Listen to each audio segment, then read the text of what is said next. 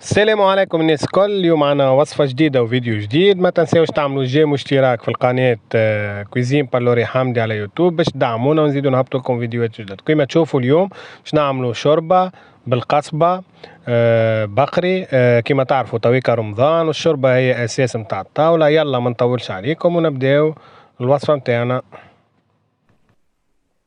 باهي كيما تشوفوا توا باش نبداو الوصفه نتاعنا. باش نوريكم كالعاده المكونات تاع الشوربه نتاعنا. كيما تشوفوا لهنا عندي باش نعملها بالقصبه، الناس الكل تعرفها في تونس هاك القصبه نتاع البقري، راهي تجي بنينه مش نورمال الشوربه.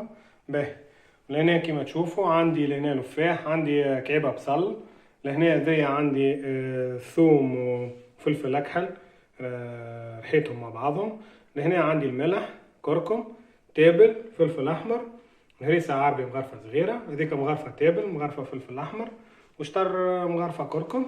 ولهنا عندي شويه تابل اخضر يعرفوه التوانسه كل حشيش معناها، وعندي شويه معدنوس وكلافس.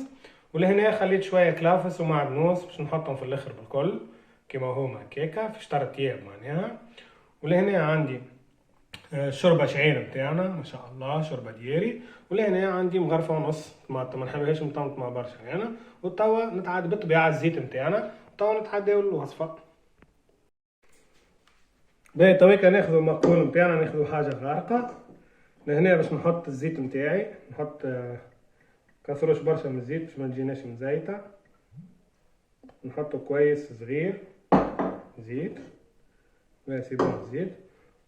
ونحط البصل نتاعي باش يتقلى. فما شكون يعملها بلاش بصل، انا نعملها بالبصل تجيني بنينه برشا. لهنا باش نحط شويه ثوم قليل من اللو، شويه بركه. ونحطوا القصبه نتاعنا هذه باش تسيبنا البنه الكل. جربوها بالقصبه راهي تجي بنينه برشا برشا برشا. باهي وتويكا باش تعداو الغاز نتاعنا. بالطبيعه باش نقلي معاهم الشوربه الشعير، هذوما زوز كيسان صغار. باهي تويكا نزيدو الطماطم، غرفه ونص طماطم.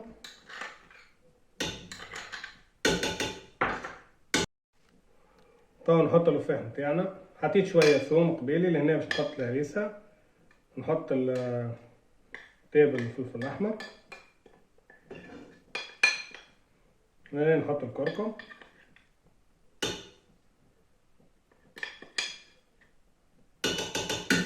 نحط الملح، هذيك مغرفه ملح.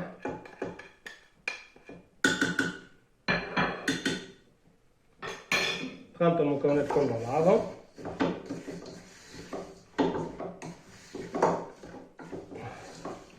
نزيدون شويه ماء سخون.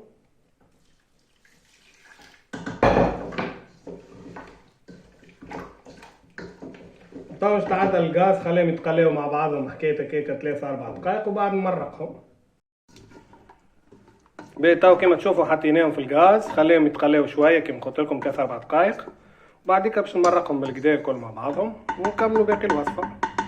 هيك باش نمرقوا بالماء نتاعنا.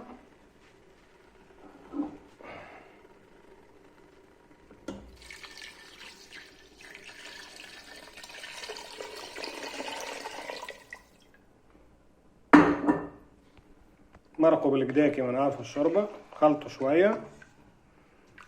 تو خليوها تطيب شويه لهنا حكايه هكاكا 15 دقيقه، وبعديك باش نزيدها هكا الثوم نتاعنا والمعدنوس والكلافس والتابل الاخضر قبل بعد 15 دقيقه.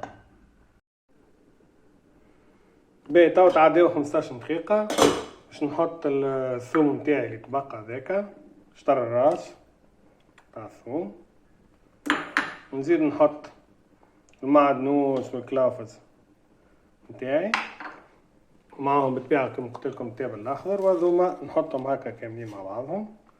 تو نخلط المكونات الكل.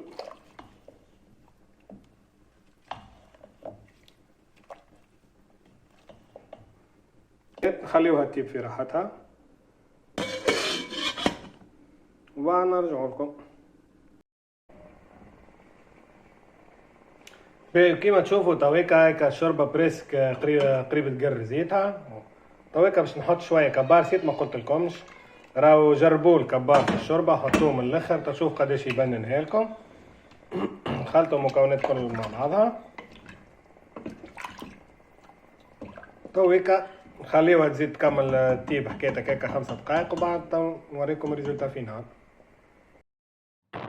وهذه هي الريزلتا متاعنا كيما تشوفوا، ما شاء الله جات شاهي الشوربة، زينتها بشوية قارص. كان عجبكم الفيديو متاع اليوم ما تنساوش تعملوا اعجاب على الفيديو، وتعملوا اشتراك في القناة، تفعلوا الجرس باش يوصلكم كل جديد، وتدعمونا باش نزيدوا نهبطوا فيديوهات جدد. مبقى كان باش نقول لكم باي باي، ان شاء الله في وصفة جديدة وفيديو جديد، وشاهية طيبة.